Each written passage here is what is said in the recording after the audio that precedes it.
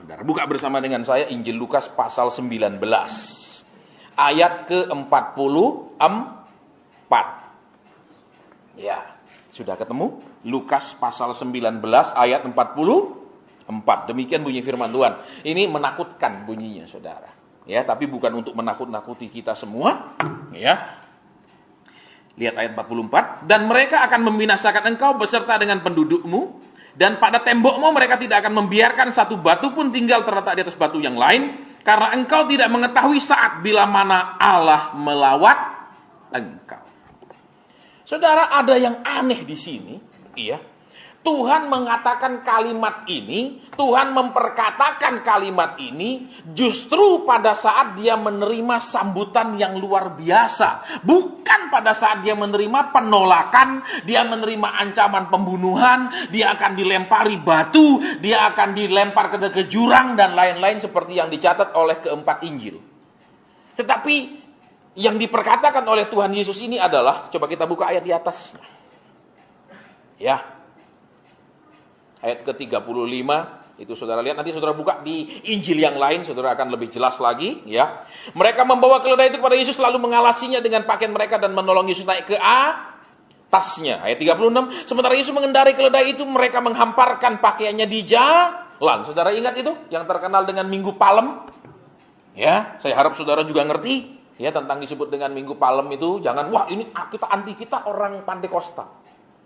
Nah, ini cilakanya, saudara. Ya. Jangan cepat menghakimi pengajaran lain. Pengajaran itu juga benar, itu memang Minggu Palem. Karena hari itu Tuhan masuk ke Yerusalem, orang-orang memotong pohon-pohon palem, kemudian melambai-lambaikannya. Nah, lihat di sini, saudara, ya. Justru pada saat dia disambut luar biasa, kita lihat di bawahnya, lihat ayat 38. Kata mereka, diberkatilah dia yang datang sebagai raja dalam nama Tuhan. Damai sejahtera di sorga dan kemuliaan di tempat yang maha tinggi. Iya, saudara. Pada saat umat Tuhan, pada saat orang Yahudi saat itu, ya, diberkati yang datang sebagai raja. Pada saat mereka menyambut dia sebagai raja dikatakan. Justru, saudara, kalimat di bawahnya aneh sekali. Yang datang apa? Engkau tidak tahu kapan Tuhan melawat engkau. Loh, aneh tuh. Kalau dia katakan ayat ini, saudara, misalnya pada saat dia ditolak, pada saat dia mau dianiaya, ya, pada saat dia kan pernah dia dibawa oleh orang-orang Yahudi mau dilemparkan ke tebing, ada ayatnya. Pernah dia mau dilempari batu, ada ayatnya. Saudara, ini cocoklah kalau pada saat-saat seperti itu dia mengatakan apa? Akan ada hukuman buat orang Israel. Tapi ini justru pada saat mereka menganggap dia menerima dia sebagai raja. Pada saat mereka menghargai dia, mengeluh-elukan dia, justru ayat ini Tuhan perkatakan aneh sekali, saudara. Ya, saya minta saudara sabar, tidak ada khotbah yang mudah. Khotbah yang mudah, saudara akan diberkati. Saudara yang datang ini terima pengurapan, maju ke depan, tak gosok minyak sedikit, kau akan lancar. Memangnya itu mesin kalau kasih minyak lancar? Loh, kalau saudara punya mesin kasih oli lancar, amin. Ya apa enggak? Saudara punya daun pintu, itu engselnya, kalau keret bunyi kasih minyak, lancar, enak. Sembarangan. Mana bisa otak dikasih minyak sini terus otaknya lancar mikir, otaknya lancar cari jalan keluar. Enggak ada. Halo? Ya, kita mau ngomong fair-fairan, saudara. Ya, terus dikatakan di sini. Justru pada saat itu, Tuhan ngomong hal yang tidak enak, saudara. Aneh kan? Betul. Pada saat mereka menerima dia, mengeluhkan dia, menyambut dia, justru ngomongnya, lihat, mereka akan membinasakan kamu beserta dengan pendudukmu. Tembokmu tidak akan dibiarkan satu batu pun terletak di atas batu yang lain, akan diratakan dengan tanah.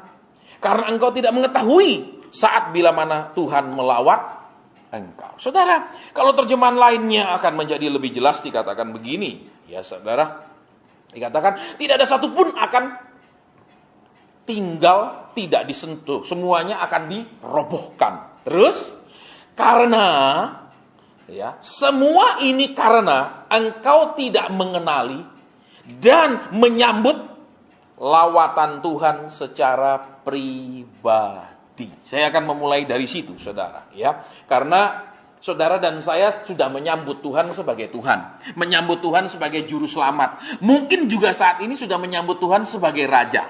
Seperti orang Israel. Mereka menyambut dia sebagai Raja. Tetapi saudara dan saya perhatikan ya.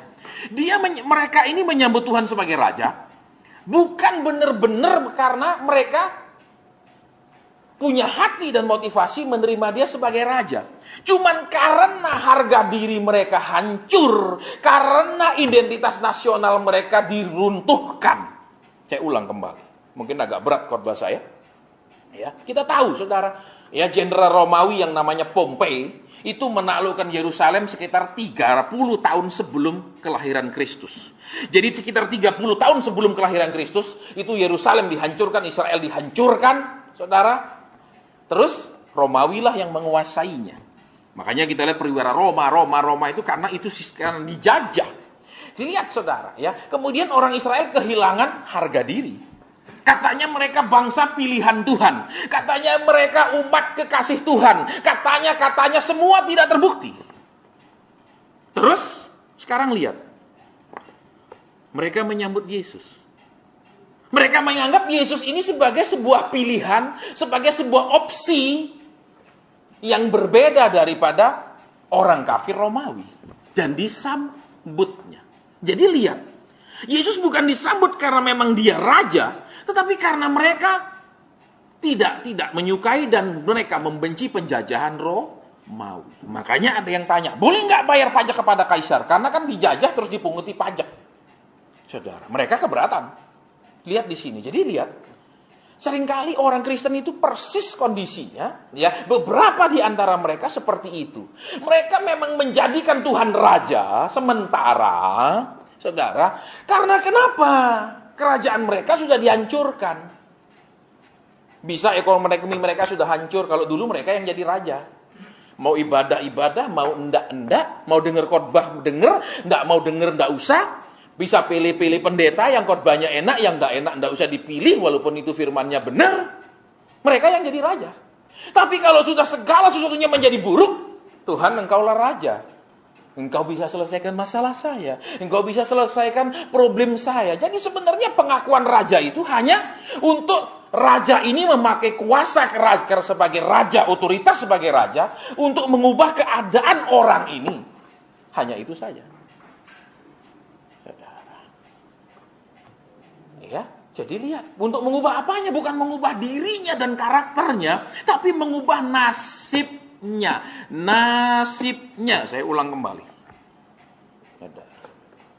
Ya, makanya kan di persekutuan kita sudah tidak ada konseling.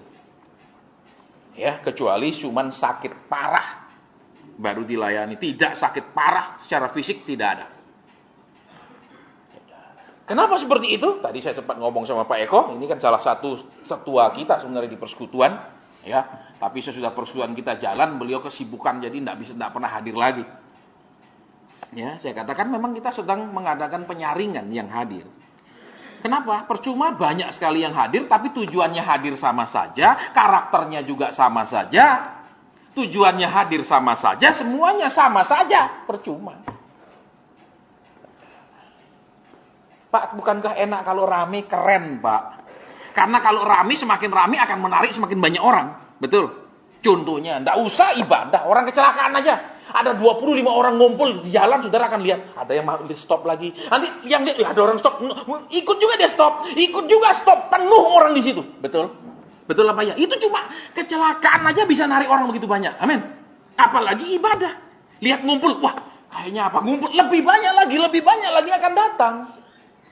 Tapi kalau tujuannya sama, motivasinya sama, karakternya tetap sama, buat apa? Just wasting of time. Cuma kita buang-buang waktu. Jadi kembali ke sini.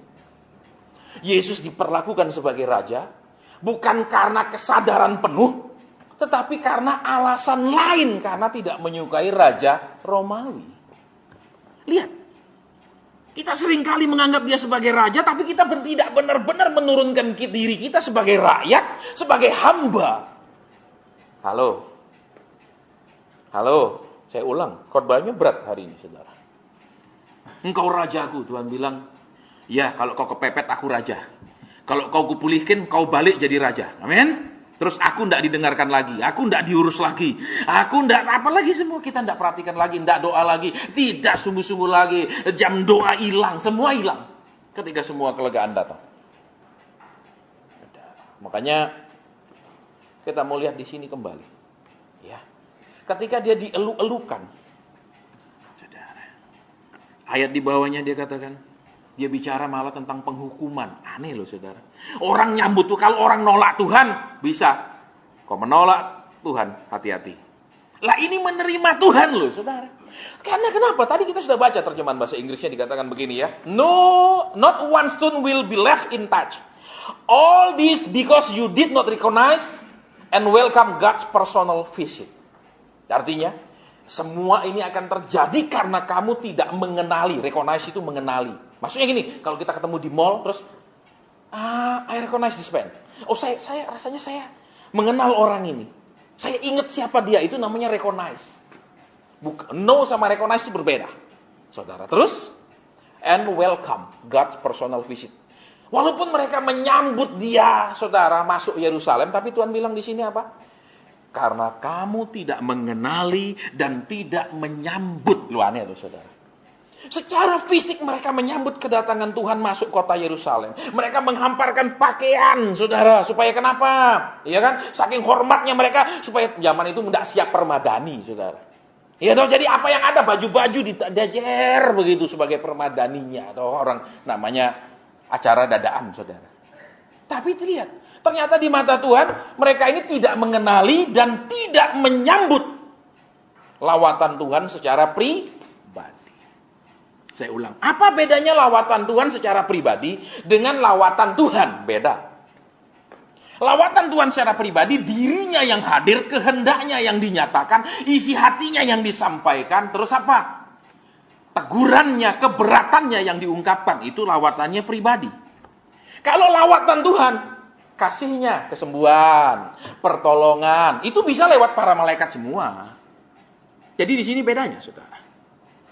Ya, seringkali kita menginginkan hanya lawatan Tuhan, tapi bukan lawatan pribadinya Tuhan. Engkau tetap di sorga aja lah, suruh malaikat kirim berkat, amin. Engkau tidak usah dekat-dekat saya, tegur saya kurangnya apa, kau tidak senang apa, sudah di sorga aja perintah malaikatmu bawa turun jawaban. Gitu loh. Itu yang namanya tidak mengenali dan menyambut lawatan pribadi Tuhan. Saya ulang. Ya. Jadi sementara kita mau perhatikan, kita akan belajar lebih, saudara. Walaupun saya tahu, ya nanti akan semakin merotol, yang hanya cari jawaban, yang hanya cari pertolongan, yang hanya cari berkat, yang hanya cari yang lain, pasti tidak akan tertarik. Karena menunya berbeda. Betul? Nah kalau saudara tiba-tiba ngidam kepingin makan bakso, saudara tidak mungkin pergi tempat gudeg. Amin. Saudara akan mampir pergi bakso, betul? Iya toh? Iya apa ya? Nah itu, jadi kita lihat di sini. Makanya inilah enaknya kalau ini berbentuk persekutuan. Kita bisa bebas ngomong tanpa takut kalau ini harus tutup. Kita tidak punya full timer yang harus digaji tiap bulan. Kita tidak punya full timer yang harus digaji tiap bulan. Ya bahkan pengurus yang harus seringkali keluar uang tiap bulan di sini. Nyaman. Terus apa lagi? Kita tidak ada ngomong tentang perpuluhan. Karena saudara sudah ngasih, jadi saya pai singki nek negur. Kita tidak ada urusan dengan itu. Jadi kita tidak ada masalah utang budi dan balas budi. Nothing personal. Nggak ada yang masalah urusan pribadi. Jadi enak ngomongnya. Ya kan? Lo coba saudara katakan dibantu sama mertua besar. Namanya dibantu sama mertua. Wah, saudara jengkel misalnya tengah malam ditelepon suruh antar mertua ke rumah sakit, jalan nggak? Kadang sambil ngedumel tapi jalan. Kenapa? Sudah disogok bantuan. Amin. Amin. Susah memang. Ya, makanya kita mau lihat kembali yuk. Di sini. Mengenali dan menyambut lawatan pribadi Tuhan. Tuhan sendiri yang melawat, Tuhan pribadi yang melawat. Jadi hubungannya kalau ngomong pribadi dengan pribadi, saudara perhatikan ya. Kalau sudah antar pribadi, kita bisa ngomong dari hati ke hati. Tapi kalau kita titip pesan sama orang, kadang ada hal yang kita batasi, kita pilih supaya Tidak semua hal bisa disampaikan lewat orang, lewat utusan. Betul? Betul. Tapi kalau sudah ketemu orangnya langsung, kita bisa terbuka seluruhnya. Tidak ada batas psikologi, tidak ada hambatan untuk ngomong. Contoh. Saudara tidak mungkin suruh saudara punya pembantu. Ya. Terus pesan sama pembantu, ngomong sama mertua saya, jangan terlalu ngatur saya. Loh. Pembantu saudara pasti juga tidak akan berani, sekalipun saudara berani nyampaikan sama pembantu. Betul?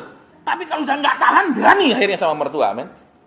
Lo nggak salah saudara berani sama mertua, buktinya saudara berani nikah sama anaknya, amin. Maksudnya berani apa? Berani menghadap, berani ngomong, itu loh. Saudara tahu kadang-kadang orang kan tambah tua ini tambah antik, bukan tambah baik, kadang tambah antik, tambah gampang tersinggung, tambah macam-macam, betul? Iya apa enggak? Orang kadang-kadang tambah tua tidak tambah bijaksana, saudara. Ya, makanya kalau kita merasa kita tidak akan tambah tua, tambah bijaksana, minta mati sebelum tua.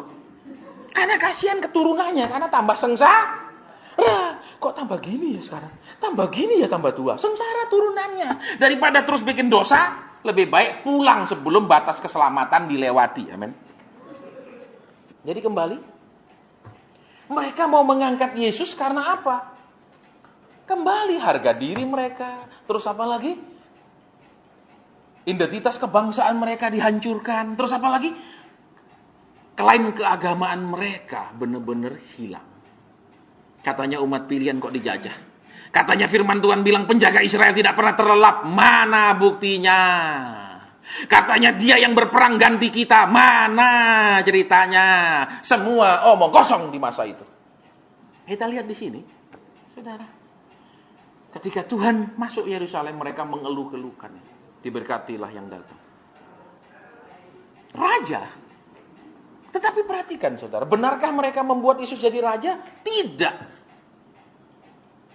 Mereka hanya karena raja yang sekarang mereka tidak terima, maka mereka merasa ini ada pilihan, ada option yang baru untuk punya raja yang lain. Semoga raja yang ini kan memenuhi syarat. Dia bangsa Yahudi sebangsa. Ya toh, bukan bangsa lain, orang Roma dan lain-lain pertimbangan. Itu begitu. Jadi sekarang lihat, bukankah sering kali kita menjadikan Tuhan itu raja karena pertimbangan? Aku sudah tidak bisa menyelesaikan problemku, aku sudah tidak bisa menyelesaikan masalahku, aku tidak bisa menyelesaikan utangku. Kalau dulu aku ngatur semua sendiri, sekarang Yesus kau dah jadi rajanya, tanggung utangku. Lah sih kayak gini, kok enak? Saudara, tadi kita dengar firman ya, saya sampaikan di radio. Kita akan mengalami haran, yaitu dikeringkan. Arti kata haran dalam bahasa Inggris patch. Patch itu artinya dijemur sampai garing. Kalau kita hidup nyaman terus, tidak mau maju terus secara rohani, tidak mau berjalan terus secara rohani, suatu hari kita akan benar-benar dikeringkan sampai garing. Dan waktu kering itu jangan terus jerit-jerit. Sudah keterlanjur ke kering. Ya, jadi masa kemurahan itu tolong dihargai. Cuman masalahnya orang itu kadang-kadang kalau sudah kepepet baru lebih religius, lebih sungguh-sungguh. Itu dari zaman ke zaman seperti itu, saudara ya. Makanya berterima kasihlah kalau banyak masalah supaya kita bisa lebih serius, amin. Halo? Loh. Habis kalau diberkati terus percaya bisa enggak doa 2 jam kalau lagi diberkati? Enggak bisa, betul? Betul. Doa pun kadang Tuhan, besok saja doa sudah ngantuk sekali Tuhan. Loh ya. Betul. Tapi kalau tak bisa tidur aku Tuhan, tak bisa tidur aku, ku datang Tuhan. Ya, malaikat, terima kasih, kau sukses, betul.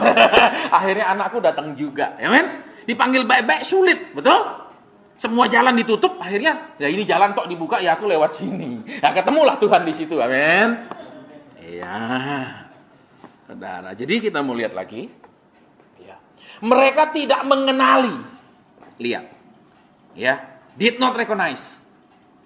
Jadi, ya mereka kenal Yesus, Yesus tahu ya kan orang dia hidup di zaman itu sama-sama Yesus, kok Yesus kelihatan secara fisik tidak seperti sekarang. Ya kan? Secara roh tahu. Ya toh, ada brewoknya sedikit, rambutnya sebahu, ya toh. Seperti gitu toh ceritanya. Mungkin sebagian daripada kita sudah merasa mengenali Tuhan sebagai juru selamat, menyelamatkan kita dari dosa. Oke, bagus. Mungkin juga mengenali dia sebagai penolong. Oke, tidak salah. Tetapi lihat, mengenali dia seutuhnya bukan hanya sekedar juru selamat dan penolong. Kalau engkau sebagai suami cuma dikenali, maaf, sebagai tukang pencari nafkah saja, seneng enggak? Seneng enggak laki-laki? Ya pokoknya papa yang urusan uang, mama enggak mau tahu. Papa kepala rumah tangga kok kerjanya suruh cari nafkah? Cuma ngurusi saudara dikenali sebagai pencari nafkah keluarga. Dikenali sebagai itu, tugas utamamu itu tok, seneng enggak? Tidak dikenali utuh. Halo? Halo? Atau engkau sebagai suami, ya, mengenali istrimu sebagai, ya dia istri saya. Masalah dia punya seneng, cita-cita, kerinduan, keinginan, saya enggak mau tahu. Senang enggak? Sedang. Mengenali, to recognize. Begitu ketemu, oh, I recognize this person. Saya kenal siapa orang ini. Saudara perhatikan. Tuhan bicara tentang mengenali peutuh. Kalau kita kenal hanya sebagian-sebagian. Betul? Lagi nggak bisa bayar utang. Tuhan, aku percaya di surga tanah terbuat dari emas, tembok dari batu permata. Cungkilkanlah 2 berlian yang paling besar. Loh, saya tahu. Jadi kembali, mengenali sebagian. Saudara lihat, kalau saudara dikenali sebagian, nyaman enggak sih? Nyaman enggak? Sama sekali enggak nyaman, saudara. Saya mau sampaikan nama saudara. Betul? Kalau engkau sebagai istri, engkau dikenali hanya, ya engkau mau istri saya tahu. Kamu istri saya, tugasmu masak, ngurusi anak, gini, gitu. Pak, aku kepingin jangan banyak nuntut. Bersyukur saja, senantiasa. Loh, sih. Kau suruh bersyukur untuk senantiasa, amin. Apa gunanya dia punya laki? Betul? Mending dia jadi janda. Loh, iya apa enggak?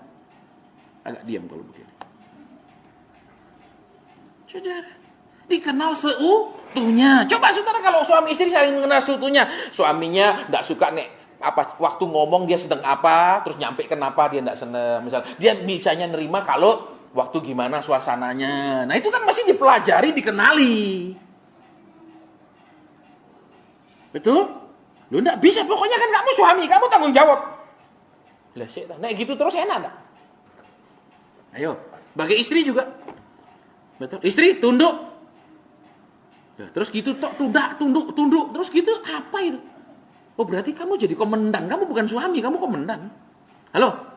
Kita ngomong fair. Because you did not recognize. Recognize itu berarti juga apa? Dengan cepat mengenali. Misalnya orang lewat, si Anu tadi lewat. Itu recognize bahasa Inggrisnya. Cepat sekali orang itu cuma si Anu lewat tadi. Kita langsung cepat sekali mengenali, itu namanya recognize. Iya dong, suruh doa. Waktu ini saya lagi lelah. Waduhnya setan, suruh doa, masa setan suruh saudara berdoa, yuk. Ya udah. Halo? Karena ini tidak cepat mengenali. Baru disuruh misalnya, belikan istrimu apa? Tuhan, kita belum super kaya. Orang Jakarta masih jari puluhan ribu lebih kaya dari saya. Loh. Itu tidak cepat mengenali. Halo, tolong diperhatikan. Kita masuk ke level yang berbeda dari pengertian akan firman Tuhan. Bukankah ketika orang menikah, ketidakpengertian, saling tidak memahami itu mendatangkan kekacauan demi kekacauan? Betul? Betul. Tapi kalau saling memahami enak. Amin. Iya apa enggak? Misalnya istri sudah di rumah agak uring-uringan, berarti dia perlu refreshing. Amin. Ajak dia jalan-jalan. Amin. Jangan cuma ke Bandungan. Bisa baca, langsung saya mengenali dia lagi sumpek. Jangan, mama sumpek, berlutut doa sana. Loh, syaitan. Orang juga butuh hiburan, manusia. Betul? Loh, juga apa? Menghargai dia. Menghargai bukan hanya menggandeng dia di depan umum, gitu, ngomong lembut sama dia. Penghargai juga bicara tentang harga itu apa sih? Lihat, harganya berapa? Itu ngomong tentang apa? Sikap pegawai, nunduk-nunduk itu nama harga atau duit? Saya bingung, ini khotbah saya enggak ngerti rupanya. Namanya harga itu hubungannya dengan duit atau dengan cuma nunduk? Iya, ngomong lembut. Duit juga. Saudara. Jadi, kalau saudara hargai dia, ya dah. Jangan sedikit-dikit hitung-hitungan sama dia. Kan masalahnya laki-laki, begitu istri minta apa, langsung yang dikata nilainya berapa, harganya berapa. Laki seringkali begitu. Perempuan juga seringkali sama. Kenapa? Pak, kok kamu beli banyak gini. Mulai nilainya, harganya itu yang dipermasalahkan. Saya dulu saudara, pacarku sampai 20-an. Cantik. Saya mau beritahu, kalau saya kasih saudara, dia punya Facebook, saudara boleh lihat. Kayak apa cantik-cantiknya sampai hari ini.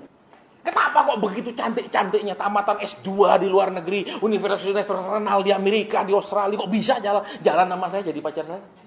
Saya menghargakan mereka. Jalan ke mall, di luar negeri nih, bukan pakai rupiah.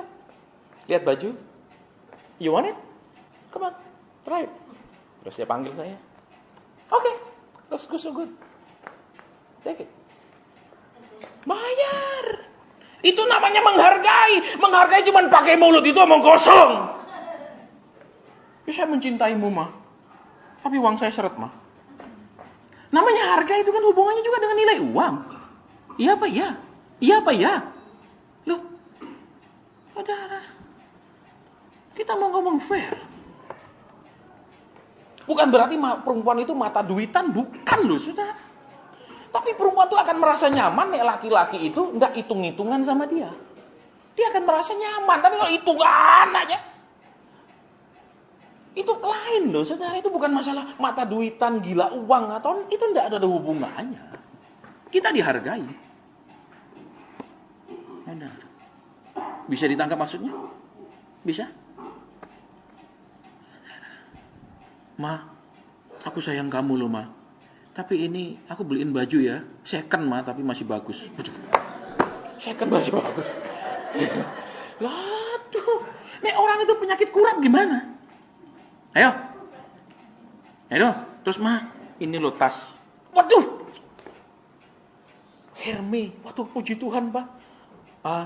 Ini KW3. Loh, KW3. Secara perhatikan. Recognize. Dengan cepat mengenali. Begitu orang telepon, "Hai, I recognize him." Saya langsung tahu siapa dia. Itu recognize. Jadi, lihat, Tuhan maunya kita ini cepat mengenali, cepat tahu, cepat nangkep. Saudara. Cuman, ya Tuhan, salah. Cepat menyadari, recognize. Cepat. Kenapa kita perlu dihajar, dipukul, dihabiskan? Kenapa kita perlu diremukkan? Bukan karena kita punya dosa, kita buat zina dan lain-lain seringkali.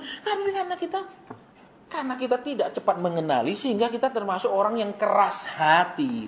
Tuhan perlu ngomong berkali-kali dan kita tangging berkali-kali karena kita merasa itu bukan Tuhan.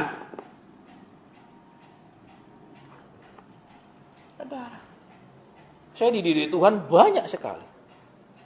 Dan didikan yang terus-menerus adalah tentang keuangan. Lagi tidak punya duit. Ada satu pelayanan di satu kota. Dan pelayanan itu biasanya saya dikasih 5 juta per kali, per sesi. Selesai saya khotbah, dikasih. Tuhan bilang, uang itu bukan buat kamu. Tuhan, aku sama sekali tidak punya uang saat ini. Aku sedang butuh uang. Tuhan bilang, berikan anak muda yang duduk di sebelah situ. Bisa bayangkan, tidak punya duit, Tuhan suruh kasih orang. Pergi pelayanan lagi. Saya kan tahu di sini biasa kasih sekian juta saya tahu apa. Ya. Terus, Tuhan, ayat apa yang aku mau sampaikan di tempat itu? Langsung penglihatan. Nanti ibu itu akan duduk di deretan bangku nomor sekian, pakai baju ini. Itu untuk dia. Dan itu berjalan bertahun-tahun. Bukan 1 tahun. Bukan 10, 20, 30 kali khotbah. Bertahun-tahun.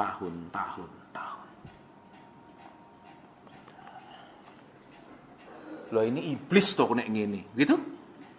Aku lagi ndak punya uang, suruh ngasih orang, Tuhan yang bener lah. Begitu? Recognize. Cepat mengenali, cepat menyadari, cepat tahu. Dari yang pernah ikut waktu saya ngajar TSOA kan pernah. Lagi khotbah Tuhan bilang keluarkan isi dompetmu seluruhnya. Seluruhnya, jangan sisakan satu lembar pun. Keluarkan semua. Dan suruh mereka ambil satu-satu. Saya bilang, Tuhan, ini sekian banyak, masa ada sekian lembar di dompet saya? Saya ingat waktu itu paling ada 35 lembar, 40 lembar lah uang. Saya enggak cukup, Tuhan. Tuhan bilang, seluruhnya keluarkan. Baik, saya katakan, saudara-saudara, saya tidak tahu Tuhan suruh saya tak keluarkan ini semua. Dan saudara disuruh maju satu-satu ambil. Satu lembar. Masih sisa, saudara. Ada berapa lembar? 5 ribuan. Tuhan suruh. Easily recognize. Dengan mudah mengenali dan dikenali. Halo? Makanya nanti Tuhan bilang, Tuhan aku sudah bernubuat, sudah. Tuhan bilang, aku enggak kenal. Aku enggak kenal kamu. Asing. Saudara perhatikan, ketika kita tidak dengan mudah mengenali itu Tuhan, itu perintah Tuhan, itu teguran Tuhan, itu Tuhan stop kita untuk melakukan sesuatu, Tuhan dorong kita melakukan sesuatu. Hati-hati. Banyak orang dipukul baru, aduh Tuhan, saya salah apa? Loh, sudah Tuhan teriak-teriak bilang berhenti, stop, jangan lakukan, lanjut terus. Sudah dipukul baru, Tuhan kenapa seperti ini? Apa dosaku? Nah banyak orang gitu saudara, udah dipukul baru tanya apa dosaku? Mangkel enggak saudara kalau saudara gebukin anak terus saudara bilang, Pak aku salah apa Pak? Ya, tambah stres enggak kita kalau, kamu enggak tahu dari Papa ini udah sesek sama kamu. Bisa? Tangkap maksudnya? Saudara marahin anak terus anak itu bilang, saya salah apa Ma? Sandi-sandi dia dengan lagak begonya begitu, senang enggak? Bisa tambah meledak kita, betul? Saudara, jadi lihat di sini kembali. And welcome God's personal visit. Ketika Tuhan datang dia tidak bilang, hai umatku, kamu dijajah oleh Romawi sudah 30 tahun. Aku datang untuk membebaskanmu. Cukup 30 tahun penderitaanmu. Tidak ada satupun ayat mengatakan begitu. Betul? Setiap kali dia bertemu dengan umat Tuhan, dia ajar, dia perbaiki doktrin mereka, dia luruskan dogma mereka yang salah. Terus dia perbaiki sifat kelakuan mereka. Terus dia tegur tentang cara mereka memberi persembahan untuk kesombongan. Maksud mereka memberi persembahan untuk dilihat orang, ditegur semua, diperbaiki. Itulah lawatan Tuhan pribadi. Lawatan Tuhan pribadi untuk apa? Mengubah pribadi kita, bukan mengubah yang lain. Tapi jujur, kalau kita disuruh pilih, lawatan berkat, kesembuhan, mujizat, kekayaan, dan sebagainya, dengan lawatan merubah hidup kita, rohani kita, dan lain-lain, pilih mana? Jujur aja. Supaya kelihatan rohani, pilih dua-dua, Pak. Amin. Saudara. Makanya kalau sekarang saudara baca, iya kan, sering saya dikirim-kirimi artikel dan lain-lain, saya marah, saudara. Saya tanya, sudah baca Alkitab berapa pasal hari ini? Kok ngirimin artikel, kirimi di medsos punya ini, terus baca berapa banyak saya tanya? Baru 3 Pak. Terus artikel sudah berapa banyak? Dari pagi Pak. Loh pinter. Keras saudara. Saya enggak butuh tahu lah. Ya tak? Betul. Yang saya mau tahu Tuhan bilang apa, karena itulah yang akan terjadi. Bukan yang lain-lain. Aktif sekali di medsos. Wih, bangun pagi langsung HP-nya hidup. Langsung di grup, langsung posting, langsung. Terus Tuhannya ditaruh di mana? Karena itu buat begitu bangun langsung sibuk. Wih, postingan tak forward, tak share. Saya ini pembawa berita. Amin. Entah itu berita hoax atau enggak, pokok saya pembawa berita pagi-pagi tak sebar ke itu benar atau enggak, pokoknya saya orang keren. Tiap pagi saya punya berita terbaru. Amin. Penyakit itu. Jadi, welcome God's personal visit. Mereka hanya ingin apa? Kerajaan Israel dipulihkan kembali. Mereka ingin apa? Harga bangsa mereka yang terinjak-injak dijajah oleh Romawi dipulihkan kembali. Mereka ingin apa? Klaim mereka sebagai bangsa pilihan. Tuhan buktikan kembali. Ternyata Tuhan tidak tertarik satu pun di antara semua yang mereka inginkan itu. Betul. Pernah dijanji aku akan memulihkan kerajaan Israel? Tidak pernah. Betul? Ya apa tidak? Justru dia ngomong apa? Kamu akan menerima kuasa kalau Roh Kudus turun ke ngomong muridnya kepingin gini, jawabannya nggak tahu 1000 kilometer jauhnya dari yang ditanyakan. Saudara perhatikan. Kita sudah terbiasa dengar khotbah yang enak, yang menyenangkan telinga kita. yang hanya ingin lawatan Tuhan, bukan lawatan pribadi Tuhan. Lawatan Tuhan atas ekonomi, atas rumah tangga, lawatan Tuhan atas pekerjaan, atas usaha, atas penghasilan, dan lain-lain. Tapi lawatan Tuhan secara pribadi, Tuhan ngomong secara pribadi, aku ada sesak tentang gini kepadamu. Aku tidak berkenan ini tentang engkau. Kita seringkali, wah yang gini tidak enak. Yang gini tidak menyenangkan. Makanya Tuhan bilang apa? Kalau engkau tidak mau menjadi hambaku pada saat keadaanmu baik, maka engkau akan tahu rasanya diperhamba. Ada ayatnya.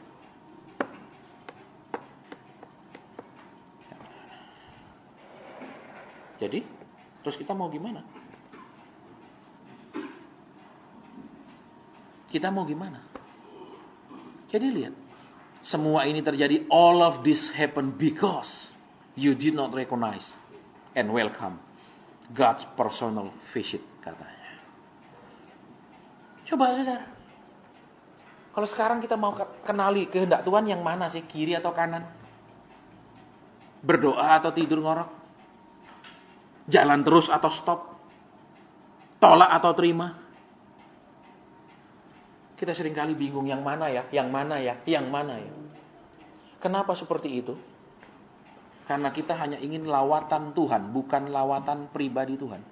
Lawatan Dia sendiri yang mendatangi kita. Dia sendiri yang bicara dari hati ke hati dengan kita. Makanya Tuhan katakan, jangan heran nanti mereka akan membinasakanmu. Jelas ayatnya. Terus Tuhan katakan apa? Tembok yang Yerusalem yang begitu megahnya dihancurkan total. Betul? Dan itu terjadi 40 tahun sesudah nubuatan itu kan, tahun 70. Dan sampai hari ini, saudara dan saya tahu kan, sudah dibangun kembali semuanya? Belum. Sudah hampir 2000 tahun dan tidak pernah dipulihkan kembali.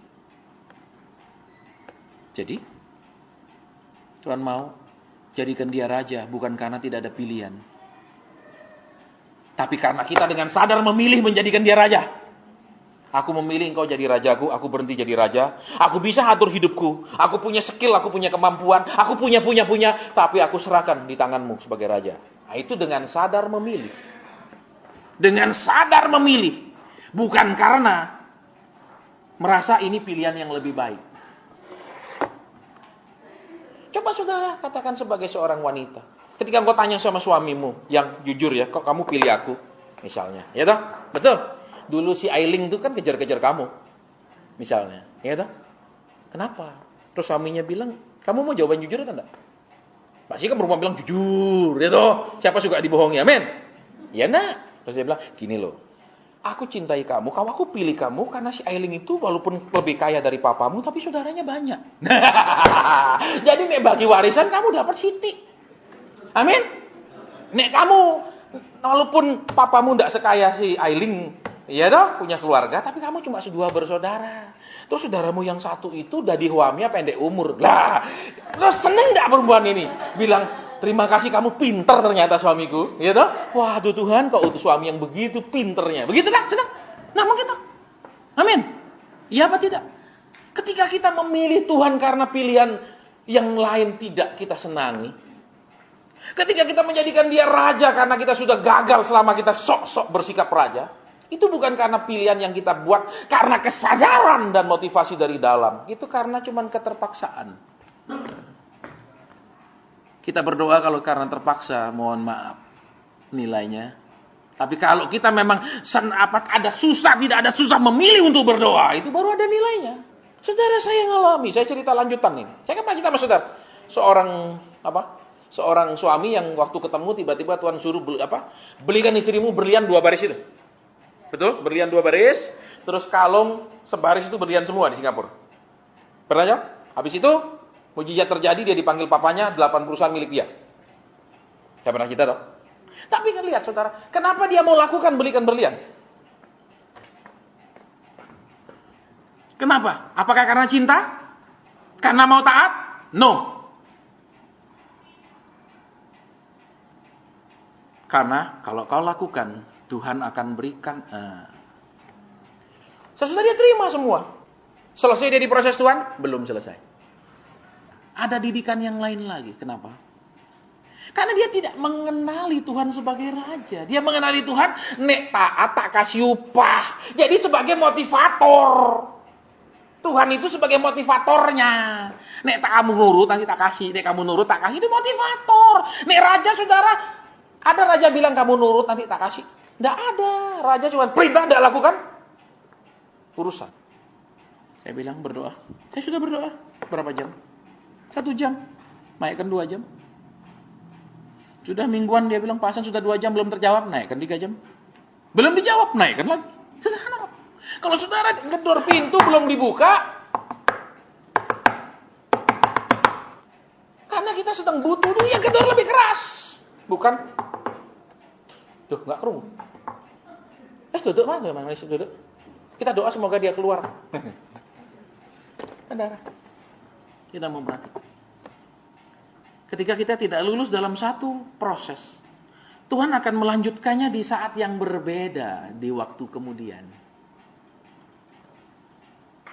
Tuh kenapa tidak melayani Pak Hasan? Karena kita tugasnya mendidik, bukan memanjakan. Kan biasa orang kaya kasih uang, terus kita yang doa. Kita jadi maklar kasus kepada Tuhan. Tuhan, aku udah terima, tolong ya Tuhan, tolong ya Tuhan, tolong ya. Tuhan bilang, kamu yang terima uang ya kamu urusi toh, kok suruh aku, enakmu. Amin. Ya. Kamu yang terima terus suruh aku yang kerja. Loh, yang terima tuh yang kerja, amin. Loh, coba cenglinya. Supaya kenapa? Karena kita ini tugasnya mendidik, bukan mengambil alih semua pelajaran dan saya yang jawab. Mau saudara sekolahkan anak, guru semua yang jawab PR, guru semua yang jawab ulangan umumnya, guru yang jawab semua ujiannya, mau? Mau. Terus anaknya jadi apa? Tapi kan saya sudah bayar. Loh, bayar uang sekolah itu supaya mau belajar, supaya boleh ngikuti bukan bayar uang sekolah supaya boleh bolos. Loh, iya apa enggak sih? Saya bingung ini kok diam begini. Saudara bayar uang sekolah supaya anak saudara boleh belajar, ikut pelajaran, apa supaya boleh enggak belajar? Supaya belajar. Ya tuh boleh masuk ikuti Loh ini sudah bayar terus merasa saya tidak usah ikut pelajaran. Saya sudah bayar Pak Guru jawabin. Tanas Pak Guru yang duduk sana. Loh ini sekolah apa? Ketika kita tidak cepat mengenali Tuhan. Ketika kita masih pengenalannya tidak jelas ini suara Tuhan. Bukan ini Tuhan maunya apa. Tidak ngerti. Kita tidak mengenali, hati-hati. Yang kedua, ketika kita tidak menyambut lawatan pribadi. Dia pribadi yang akan ngomong. Kalau ngomong pribadi dengan pribadi yang biasanya diomongkan apa? Hal-hal pribadi. Apa? Perasaan. Betul? Keberatan. Ya, coba suami istri duduk. Ngomong, mah aku tadi tidak senang loh kamu kasar. Misal, itu kan bisa ngomong hal-hal pribadi. Betul apa ya? Tapi ada yang bilang, tidak bisa Pak, saya ngomong sama dia hal-hal pribadi gini. Ya bilanglah Tuhan, dia sudah tidak mau berubah. Betul? Pilihanmu cuma 2, rubah aku dengan tubuh kemuliaan dibawa pulang atau rubah dia jadi jenazah. Pilih Tuhan. Nih saudara benar-benar sudah tidak kuat, boleh doa seperti itu. Tapi kalau kemudian Tuhan jawab, jangan nangis. Iya, ini kisah nyata saudara. Saya pernah doakan, suaminya selingkuh, terus ini suami tidak tahu diri saudara. Ya, sudah sama-sama kerja, bukan istrinya ibu rumah tangga, bukan istrinya juga kerja. Saya ketemu dia waktu saya melayani di satu perkantoran, satu perusahaan. Terus selingkuh melulu. Kan istrinya sudah bantu cari penghasilan, istrinya sudah bantu biaya rumah tangga, tapi laki ini tidak tahu diri. Banyak lagi seperti itu, saudara. Makanya besok kalau anakmu mau nikah, apalagi anakmu perempuan tanya, kamu tahu diri enggak? Gitu tanya sama calon menantumu. Kok dia bilang, samalah kayak om dulu gitu. Ya ini repot ya dong kalau sama. Mau keras piye, ya dong, enggak keras piye gitu loh ya. Saya enggak tahan, Pak. Saya sudah enggak kuat. Oke, ikuti doa saya kalau enggak kuat. Tuhan, saya sudah tidak kuat. Saya serahkan suami saya ke dalam tangan-Mu. Saya serahkan suami saya ke dalam tangan karena saya sudah tidak kuat. Engkau tahu apa yang terbaik kau bisa lakukan buat dia. Dan dia mati suaminya terus. Masih muda. Umur 30, mati. Ya telepon Pak Hasan, dia mati Pak Hasan. Loh kan sudah diserahkan ke Tuhan. Tapi saya tidak mau dia mati. Loh namanya barang sudah diserahkan sakarep orang yang pakai toh, namanya sudah diserahkan. Loh saudara waktu ibu-ibu diserahkan sama bapak ibumu dulu jadi istrinya dia. Apa tiap hari dia tanyain sama bapak ibumu, kamu dikasih makan enggak? Kamu dibayi enggak? Apa begitu? Orang tuamu tiap hari nanya? Diserahkan sudah, resikomu mau. Amin. Lo iya apa enggak? Iya apa enggak? Bahkan kalau sedih pun enggak berani cerita. Kenapa? Kasihan orang tua saya nanti susah. Iya toh, ayo ngaku. Iya nak. Kasihan dia nanti dia susah. Terus kalau berkunjung kelihatannya mesra-mesra. Supaya orang tua enggak susah. Jadi memang pinter berakting. Terus waktu sendirian. Iya toh? Wah gitu manusia. Makanya ibu-ibu, bapak-bapak harus bisa cepat mengenali. Ini anakmu bahagia apa enggak nikahnya. Ini anakmu laki, ini bahagia enggak sama istrinya itu, menantumu itu. Recognize. Itu loh saudara. Jangan terus saudara saya bersyukur menantu saya sangat baik, mencintai saya. Padahal menantunya di luar cerita, ini mertua saya ini. Kan orang jadi kesaksian apa itu? Betul. Lo perempuan tuh saya share saudara. Ya. Nek mertua laki sama menantu laki biasanya jarang ribut. Kenapa yang selalu ribut mertua perempuan dengan menantu perempuan? Nilai keributannya lebih tinggi jauh sekali. Betul apa ya? Izinkan Tuhan melawat secara pribadi. Dia ngomong secara pribadi tentang pribadi kita. Dia enggak senang apa? Dia mau perbaiki kita apa? Dia berharap kita seperti apa? Kita lakukan apa? Dia ngomong secara pribadi. Dari hati ke hati. Jangan cuma lawat saya Tuhan. Ya lawatan berupa tolong saya. Sana urus pekerjaan itu loh. Usaha saya lagi kacau, urus. Ini rumah tangga saya, urus. Tuhan bilang, aku ini mau ngurus pribadimu. Ketika Yesus datang, Yesus tidak pernah bilang, aku datang untuk mengubah nasibmu bangsa yang terjajah jadi bangsa merdeka. Tidak ada ayatnya. Betul? Aku mau mengubah keadaanmu yang memalukan itu menjadi keadaan yang mulia. Tidak ada. Bahkan ketika mereka menolak maksudnya, ketika mereka menolak pengajarannya, Yerusalem dihancurkan tahun 70. Jadi saudara jangan merasa kalau Tuhan mengasihi kita, tidak ada disiplin, tidak ada pengudusan, tidak ada teguran, tidak ada nasihat, keliru. Justru akan terus-menerus kita dinasehati. Karena kalau bapak sangat dekat sama anak, dia akan ngomong dong, tadi kamu tuh sama cicimu kok kasar kayak gini ngomongnya. Gitu.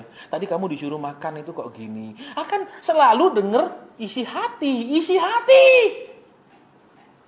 Kalau gitu, isi hati kita ya kita curahkan ke Tuhan. Tuhan bilang di surga tidak ada ember nampung. Coba baca di Alkitab, ada ember di surga? Tidak ada. Saudara, Tuhan mau ngomong dari hati ke. Terus sisanya yang lain-lain gimana? Lah kalau sudah bapaknya kaya raya, anaknya bikin dia senang terus, susahnya apa? Betul. Loh, iya apa ya? Iya apa ya? Saudara baca di koran. Banyak orang pasang pengumuman putus hubungan dengan anak. Di koran banyak.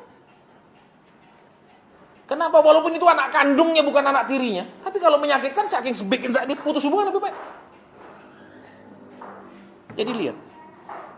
Ketika panjang sabar Tuhan tidak dimengerti. Ketika isi hati Tuhan tidak diperdulikan. Maka genaplah firman dia katakan, yang kemaut-kemautlah. Sekalipun itu domba. Tuhan kadang izinkan itu disembelih semua. Jadi saudara baca di kitab Yeremia. Ya. Di kitab Ratapan. Nabi Yeremia bertanya, kenapa kau izinkan semua itu atas umatmu? Ya karena Tuhan tuh punya kepribadian. Betul, saya punya kepribadian. Saudara punya kepribadian, betul? Betul apa tidak? Kalau orang mengerti pribadi kita akan senang. Tapi kalau orang tidak mengerti pribadi kita, pasti tidak senang. Betul, saya orangnya on time sekali. Saya pernah cerita sama saudara kan, di rumah saya itu jam semua isinya di dinding. Saudara, di meja makan belakang itu ada 2 jam. Di koridor tengah, di luar kamar saya ada 1 jam. Di kamar saya ada 2 jam. Di ruang keluarga ada 1. Di ruang tamu depan ada 1. Di gazebo ada 1. Bukan karena ada yang mengasihi saya jam sponsor, enggak. Saya orang yang sangat disiplin. 7 adalah 7. Bukan 7.30. Bukan hampir jam 8. Itu kepribadian saya. Lah kalau orang juga on time saya senang, tapi kalau orang enggak on time saya enggak lupa. Ini 7 ini 759 juga 7. Amin. Loh iya toh? 759 itu juga 7. Amin. Loh ayah apa enggak? Jam 7.59 menit itu juga jam 7.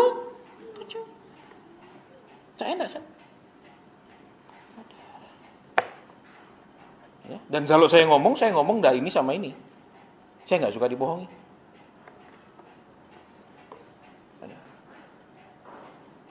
Jadi sekarang yuk, kita kenali pribadi Tuhan supaya Tuhan nyaman sama kita. Saudara pun ingin dikenali pribadinya toh. Bukan hanya dikenali, engkau memang istriku. Tapi aku tidak peduli perasaanmu. Aku tidak mau peduli keinginanmu. Aku tidak mau peduli kerinduanmu. Itu tidak mengenali istrinya. Iya enggak? Iya apa ya? Terus engkau dikenali cuma ya tadi, tukang cari duit. Pokoknya papa cari uang. Papa enggak usah pulang juga enggak apa-apa. Yang penting nanti pulang bawa uang. Ngapain papa di rumah aja kalau enggak ada uang? No. Coba nih laki digitu kan stres enggak? Saudara, perempuan itu hatinya lebih tahan atas omongan daripada laki-laki, saya mau beritahu. Makanya jadi istri hati-hati. Laki itu banyak enggak tahan atas omongan istri. Betul, hatinya itu tidak setegar wanita kalau dibentak-bentak sama. Kan tadi di siaran radio ada. Masih ada yang dengar tadi? Itu suami saya sakit. Tuhan bilang dari sebelum sakit dia selalu dimarah-marah. Kok? Saudara dengar tadi nada suaranya langsung pelan. Dari begitu bersemangat nelpon. Terus mulai uring-uringan jawabnya. Kalau tadi yang saudara dengar. Kenapa? Dia enggak mau pribadinya ya dia yang diurus Tuhan. Dia cuma mau ya supaya suaminya sembuh dan jadi beban dia kan gitu. Padahal baru 3 bulan suaminya sakit. Baru 3 bulan. Bayangkan nek 3 tahun mungkin disuruh mati yo.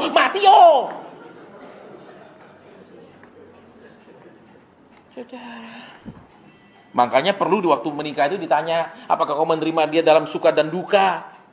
Jangan hanya sekarang kan ada bilang, jangan. Karena ada yang mengajar, jangan. Oh, kamu menerima dalam suka, dalam bahagia, tidak boleh yang disebut duka dalam karena itu bisa terjadi. Duh, saya tahu.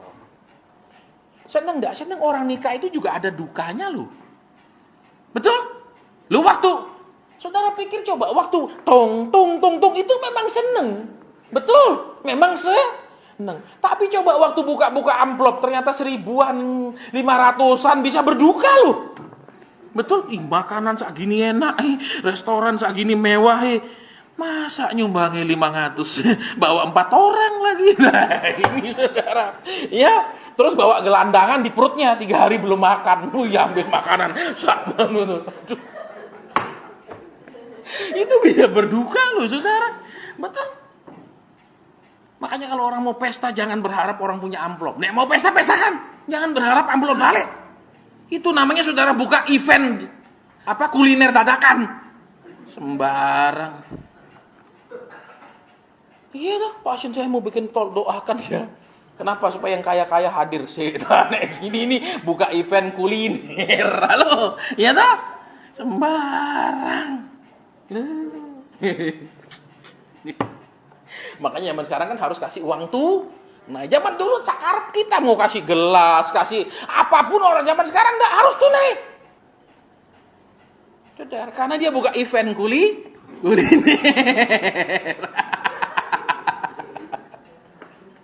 Sudah jam berapa ini kita pulang nggak? Oh belum jam 9. Ini restoran tutup jam 9. Ya, oke. Jadi saudara lihat. Sekarang, apakah kita sudah mengenali Tuhan? Satu, lebih dalam. Atau sekedar ya juru selamat, penolong. Tiap ada apa-apa minta tolong. Ya tak? Tapi tidak mengenal pribadinya, kerinduannya, maunya dia supaya kita bagian apa lagi yang terus dirubah.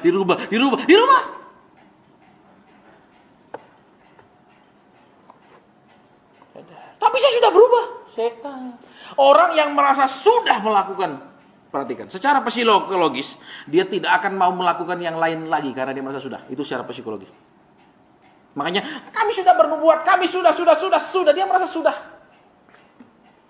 Tapi kami belum tentu sudah hidup kudus. Kami belum tentu sudah memakai karunia itu dengan benar. Kami belum tentu tidak membedakan orang kaya yang dan miskin dalam melayani. Kami belum tentu.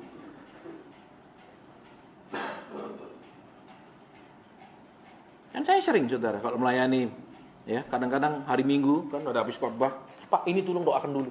Yang ini pasti donaturnya, ini pasti jemaat yang kaya. Saya sudah tahu. Itu yang paling dulu disuruh ini Pak. Jarang yang kere, yang melarat disuruh ini duluan Pak. Nggak ada. Jujur. Dan saya blenger saudara ketika melihat hal-hal seperti itu. Kenapa? Dia kaya miskin sama. Di hadapan Tuhan orang kaya, orang miskin, dia anak Tuhan. Yang penting dia menyenangkan Tuhan. Tidak, itu yang membuat pembedaan. Lah kaya Tuhan yang buat nih.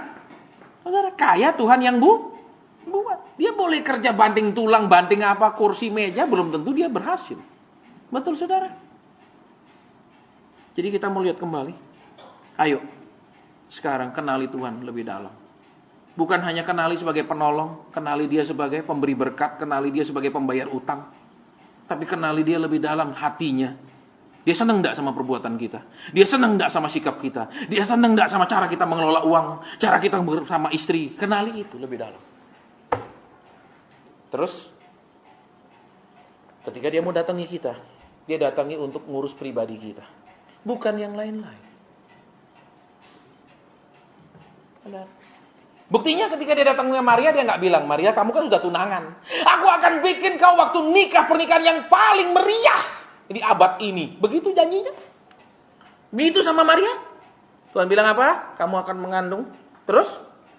Bayangkan belum nikah sudah mengandung. Zaman itu kalau ketahuan dirajam. Tuhan nggak bicara tentang apa yang Maria sedang persiapkan pernikahan yang bahagia. Betul? Betul? Itu lawatan pribadi. Tuhan bicara, aku punya rencana sama kamu. Kamu harus melahirkan Mesias. Loh. Itu pribadi. Saudara, tolong perhatikan. Kalau kita nggak suka lawatan pribadi, cuma lawatan Tuhan senang. Betul? Masalahku diselesaikan, hutangku dilunasi. Betul? Anak-anakku dibuat berbakti kepadaku, walaupun aku nggak berubah. Enak, menang sendiri. Itu masih kecil kalau di daerah saya suka main gambaran. Saudara tahu zaman dulu gambaran segi empat kecil-kecil itu? Ya, kita adunya dilempar, siapa yang gambarannya naik bukan kosongnya itu menang. Suka main gambar menang dewe dia. Di rumah tangga jangan mau menang sendiri. Halo? Nek sama-sama ngalah enak loh, amin. Kemarin aku marahin dia diem. Ya dong, dia ngaku salah. Sekarang aku dimarahin dia, ya sudah aku terima. Tapi kalau aku ngomongin dia 1000 perkataan, dia balas aku 10.000 jawaban. Ya dong? Halo? Duh. Rumah tangga itu bisa jadi surga, bisa jadi neraka, amin. Betul? Kalau pacaran surga. Kenapa? Sudah mesra-mesra, dia pulang ke rumahnya, aku pulang ke rumahku. Amin. Sudah nikah. Nggak pulang-pulang lagi. Ketahuan brengsekku, ketahuan jelekku, betul? Karena nggak pulang-pulang. Amin. Kalau acting 2-3 jam tahan. Acting 24 jam mana tahan. Amin. Ayo, kalau saudara mau supaya suamimu tetap baik tapi tanpa berubah, doakan dia kuat acting 24 jam. Ya, makanya kan bulan kemarin kita dapat mulut yang bengkak. Betul? Karena dia tegur, kasih nasihat pasangannya sikat balik dengan kata-kata tajam. Jadi kayak gebukin mulut gitu dalam pengertian di alam roh. Banyak pasangan seperti itu. Makanya yang sudah bosen, gak kuat, ayo maju ke depan kita doa. Serahkan dia kepada Tuhan, biar cepat. Loh saya manjur saudara. Di awal saya dipakai Tuhan dalam pelayanan, itu ada belasan orang saya doakan terus mati. Ayo, yang sudah tidak tahan sama suaminya, yang tidak tahan sama istrinya, boleh maju ke depan, kita mau berdoa. Ada yang bilang, tidak apa-apa lah Pak, biarin lah, yang penting dia masih ada. Ya, tidak ada rotan akar pun jahat. Dia biarlah, walaupun dia brengsek kayak gini, Pak, gimana lagi, saya udah tua Pak. Kecuali saya masih 20-an, mungkin gampang guys. Ya, bersyukurlah, amin. Baik, jadi sudah selesai sampai di sini, kita mau berdoa. Lawatan pribadi bicara tentang masalah pribadi, bicara tentang hubungan pribadi, bicara tentang dari hati ke hati. Apa yang menjadi keinginan keberatan Tuhan, teguran Tuhan, Tuhan akan bicara dari hati ke hati yang dia tidak suka. Semakin saudara dekat sama Tuhan, semakin banyak Tuhan akan mengungkapkan isi hatinya. Dia akan tegur apa yang dia tidak senang, dia akan bicara apa yang dia harapkan dari kita, dia akan perintah kita apa yang dia mau. Semakin kita dekat. Bukan semakin dekat berarti lebih cepat ditolong dan lain-lain. Semakin kita akan memperhatikan hatinya. semakin kita akan peduli hatinya. Saudara. Terus apa timbal baliknya? Karena hatinya melekat kepadaku, aku akan meluputkannya, kata Tuhan. Betul? Banyak sekali perkara yang luar biasa ketika kita mendekat kepada Tuhan. Kita akan berdoa. Habis ini kita bubar. Tidak ada konseling, Pak? Ada. Nanti pas siaran radio, nek nelpon. Ya, nek masuk lagi telepon. Bapa di surga, sudah hamba sampaikan yang kau taruh di hati hamba. Recognize and welcome personal visit. Kalau sudah selesai hamba turun. Supaya tidak ditambah, dikurangi dengan inovasi kreasi manusia untuk membuat ibadah ini seperti penuh hadirat dan lain-lain. Yang hasil karya manusia dan akal manusia. Amin. Saudara, saya disuruh Tuhan berdoa buat orang yang punya lutut kiri yang bermasalah dan orangnya ada di deretan di sini. Mana orangnya? Saya tidak tahu keluhan apa di lututmu itu. Keluhan apa di kakimu yang kiri itu. Tapi kalau ada orangnya tolong segera berdiri, saya tidak terlalu lama. Dan tidak ada doa habis ini di depan. Ya, saya sering kalau kita masih di atas, kadang di tangga itu saya sering diadang-adang. Adakah orangnya di sini memang keluhanmu di kaki kirimu, tolong segera berdiri, tidak usah maju ke depan. I don't need you to come forward. Saya tidak butuh saudara maju ke depan, hanya berdiri di tempatmu. Kita mau berdoa. Ya. Bapa di surga, ini anakmu yang tadi engkau beritahu kaki kirinya. Di alam roh itu kaki kiri seperti tidak lengkap, seperti tidak sempurna. Kami mau berdoa buat kesembuhan di kaki kiri ini. Di bagian apapun dan penyebab apapun kami mau berdoa, mohon kemurahan Tuhan supaya terjadi kesembuhan. Supaya terjadi perbaikan, supaya terjadi mujizat. Supaya anakmu ini pulang dan penyakit ini tidak terus melekat di tubuhnya, tetapi pergi meninggalkan dia. Karena kuasa Tuhan menjamahnya. Terima kasih Tuhan. Terima kasih Bapa. Terima kasih Roh Kudus. Terima kasih. Terima kasih. Terima kasih. Terima kasih. Terima kasih. Terima kasih. Terima kasih. Terima kasih. Hanya itu ya Bapa yang hendak Kau jamah pada saat ini.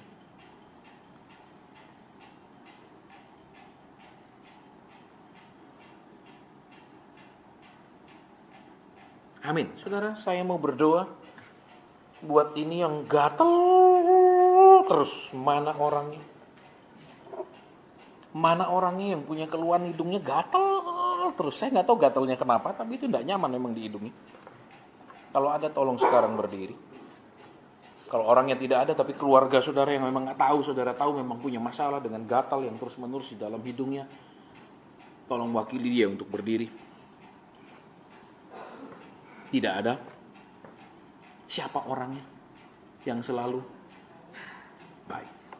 Saudara, Tuhan tidak hanya menegur kita, menyatakan kita harus begini dan begitu, ya, memberikan raport kita, raport kelakuan, raport iman, raport ketekunan kita, nilainya semua kepada kita, tapi Dia juga mengurus kita. Itulah Tuhan yang seimbang. Bukan hanya menginginkan kita begini dan begitu, tapi juga mengurus kita. Jadi kalau saudara dan saya mau diurus Tuhan, ayo perhatikan nilai-nilai rapor kita.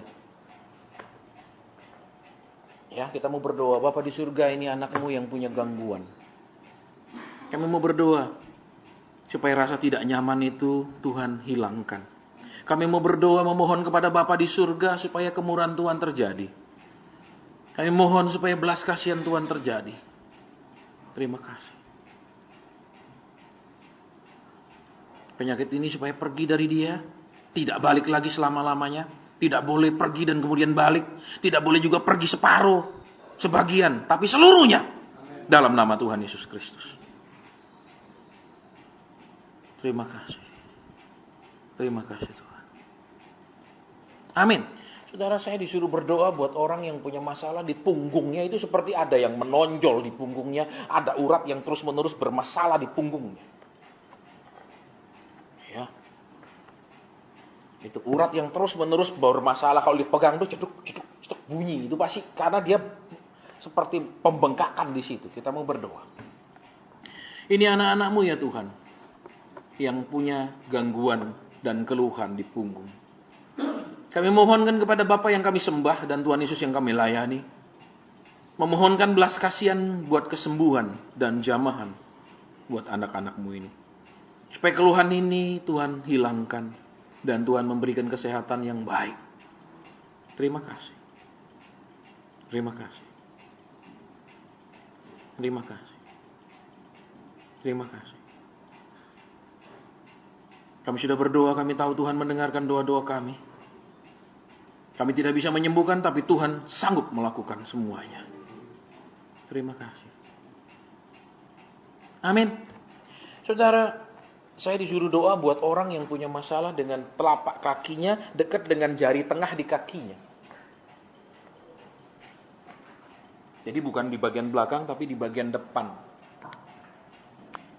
Mana orangnya? Sudah berapa lama sakit itu? 5 tahun. Saudara, kita mau berdoa. Sudah 5 tahun, saudara, pasti tidak nyaman. Apa nyeri, sakit atau apa, pasti tidak nyaman. Ya, tapi lama-lama kita terbiasa. Tapi itu tetap mengganggu, saudara. Ya, saya pun pernah punya lutut yang hampir terlepas karena saya jatuh. Itu 5 tahun sakitnya, saudara. Ya, tetap sakit, tapi ya karena sudah lama-lama tetap bisa aktivitas walaupun itu rasa sakit. Tapi ya tetap sakit. Apalagi kalau malam tidur, itu terasa narik uratnya. Ya, tapi sekarang udah normal kembali. Kita mau berdoa. Bapa di surga, ini anak-Mu yang di telapak kaki dekat dengan jari-jarinya itu ada sakit, ada tidak nyaman. Sudah 5 tahun. Kami mohon kepada Bapa di surga untuk menjamah, menyembuhkan. Kami mohon kepada Tuhan Yesus untuk mengulurkan tangan kemurahan yang penuh kasih itu. Terima kasih. Terima kasih. Terima kasih. Terima kasih. Kami percaya Engkau mendengarkan doa-doa kami. Kami percaya Engkau memperdulikan semua anak-anak-Mu. Kau tidak hanya menginginkan kami hidup kudus benar, tetapi juga hidup sehat. Terima kasih. Terima kasih Tuhan. Terima kasih. Amin. Saudara, orang yang punya sakit di pundak kiri yang cukup parah. Kalau dia tidur, dia berbaring, rasa sakit itu benar-benar terasa. Mana orangnya? Mana orangnya, tolong dengan cepat kalau memang dia yang dimaksudkan. Ya, saya sedang merasakan pundak saya sakit dan saya sedang melihat orang tidur terbaring dengan sakit di bagian sini. Sekarang kita mau berdoa, taruh tangan di bagian yang sakit itu sekarang. Bapa, kami memohon kepada Bapa di surga. Seperti yang Tuhan Yesus ajar, apa saja yang kami minta kepada Bapa diberi. Kami mohonkan kesembuhan buat pundak anak-anak-Mu ini. Supaya waktu mereka tidur dengan nyenyak, tidak tidur dengan rasa sakit. Mereka bangun tidak dengan rasa sakit, tapi mereka bisa bangun dengan sehat. Seperti yang dikatakan firman-Mu, hendaklah roh, jiwa, dan tubuh kami baik-baik. Kiranya itu yang dalam nama-Mu kami berdoa, bersyukur, dan berterima kasih. Sudah selesai Bapa lawatan pribadi-Mu untuk kesembuhan. Amin. Baik, saudara. Oke, ibadah sampai di sini, tidak ada doa berkat. Ini senior saya tutup dalam doa sekarang. Jadi beliau yang akan tutup dalam doa.